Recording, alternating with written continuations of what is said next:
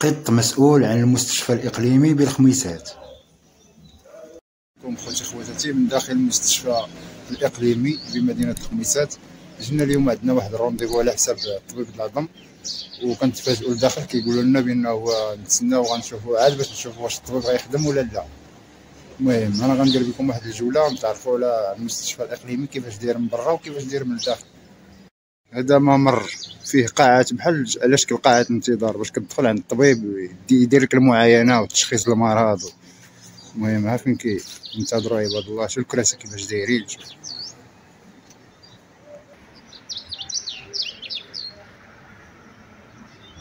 عباد الله كتسنى باغا تشد النوبه عند الطبيب مازال ما كاينش.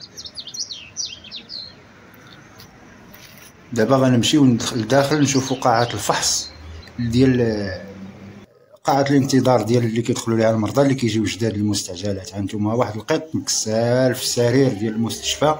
النظافة انعدام النظافة، ما كاين لا نظافة لا والو. التسيير ما كاين لا تسيير لا نظام لا والو. شي كيشرق شي كيغرب. انت كتبغي تدخل عند الطبيب تيقول لك لا ماشي هذا خصك تدخل عنده، خصك تدخل عند هذاك. اذا كاين الوجهيات، كاين المعرفة، كاين.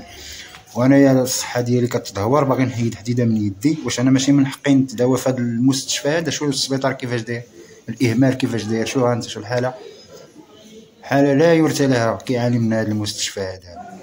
مستشفى على مستوى الاقليم قال لك دابا هذا المستشفى هذا. فاش كتجي كتهضر مع شي واحد كيلوح لك الواحد، واحد كيلوح لك الواحد.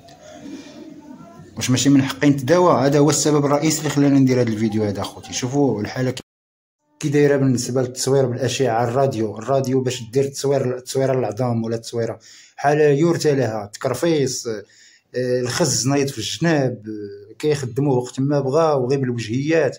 كيعرفوك دوز الراديو، ما كيعرفوكش كيقول لك